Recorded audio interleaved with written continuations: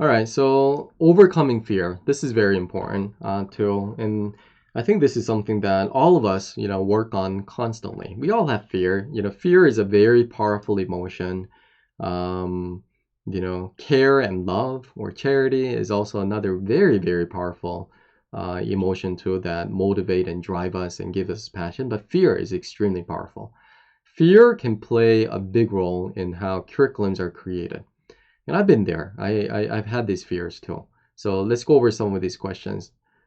You may be thinking, well, do I really know everything about this topic? I don't know anything about this topic. I've been given an assignment to create a course on topic that I don't know yet. Yeah, I know, and you might be afraid. I understand.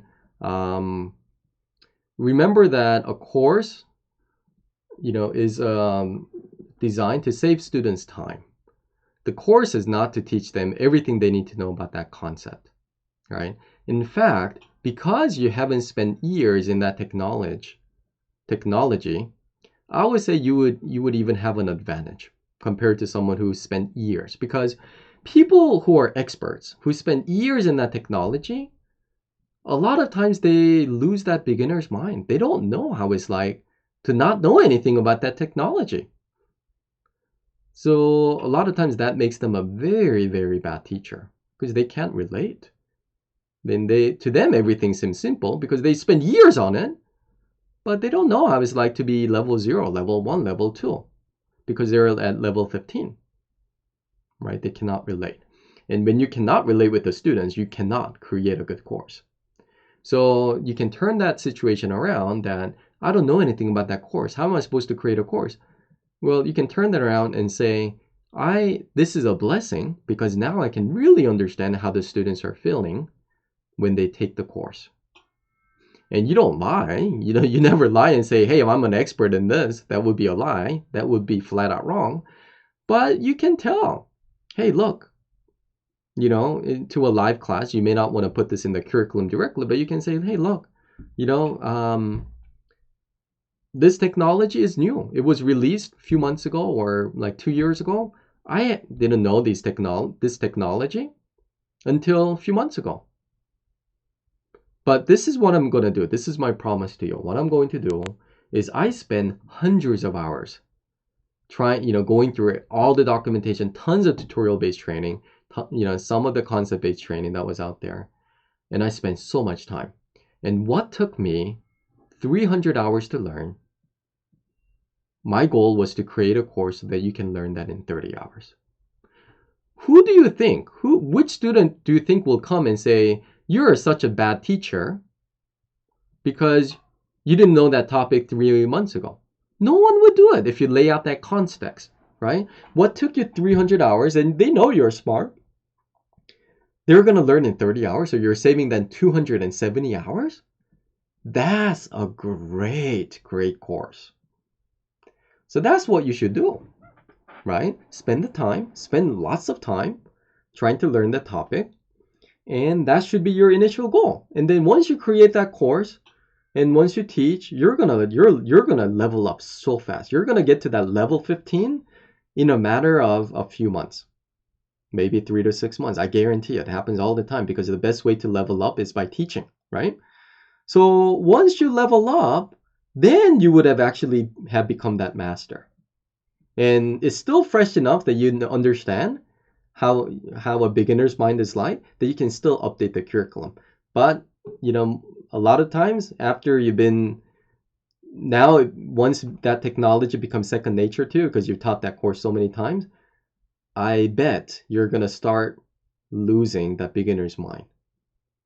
So that's why going through that early iteration process when you're still having a beginner's mind is super, super important, because I guarantee once you're level 15, what seemed to be nice to know, now you feel like, oh, but I want to teach that too. You're very tempted because, maybe your ego has gone up.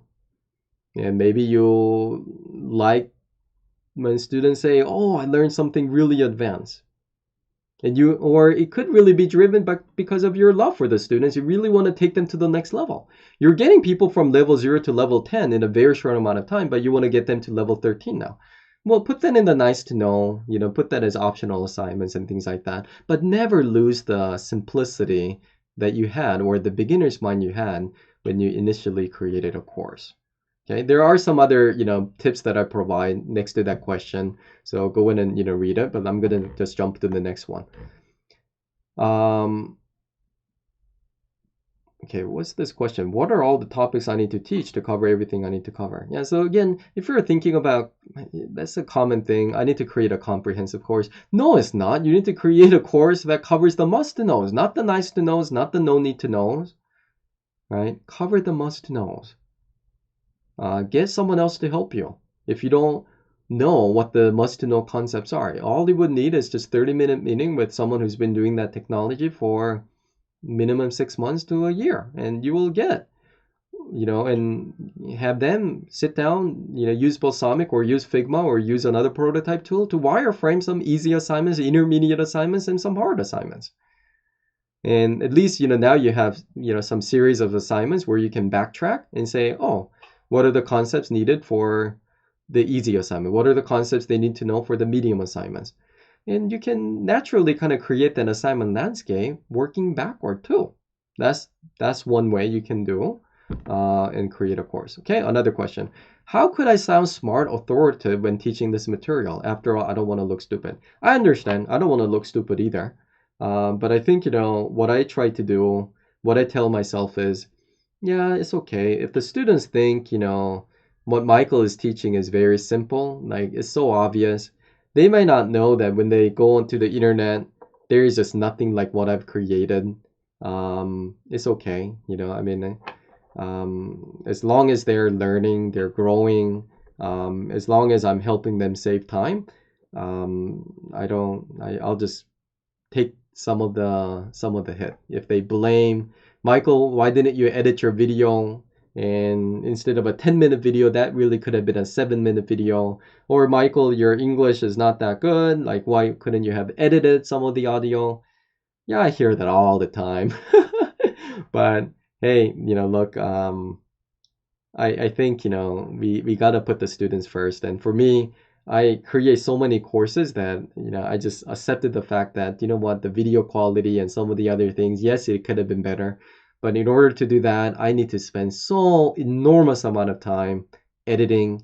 And I think I want to just spend that time getting feedback, iterating, creating better materials, creating better assignments, and really just trying to save people more time. Because they may think my videos are bad, but if they're learning very, very quickly, I think at the end they appreciate it. And they are willing to forgive a lot of mistakes I make as a teacher, giving not the best analogies or having these long videos where they're thinking, why did Michael really spend 10 minutes teaching that? But at the very least, I tried to put some text below the video so that you can also read it after you've seen my video. So anyway, you need to just overcome it. Now, depending on the work culture and the company culture, maybe the tolerance for the course is not very, I mean, maybe the tolerance is very low, meaning they expect a high quality course. Well, if that's what the company expects, you got to follow the company culture and the standards. For the companies that I manage directly, for me, the course quality more matters more than just the course perception. Again, I talked about the UX score. For me, 8.5 average score is fine. But your company maybe specialize in courses, and maybe 8.5 is not good enough. You got to go for that 9 or 9.5. That's the case, go in and do that, but it will come with the cost because all the video editing and trying to, get the UX feeling or the heart feeling up, you are going to be very tempted to give too many tips, to give tutorial-based training, to make them smile. And again, that bench press analogy, you can only make them smile so much when you're pushing them, to their limits, to the way where they look back and say, I just couldn't have believed if you told me in the beginning that I could triple my bench press weight in 3 weeks. But 3 weeks later, they got there, they look back, they will forgive tons of mistakes. But I guarantee they weren't smiling in that 3 weeks. And if they were smiling, you weren't challenging them enough. Okay?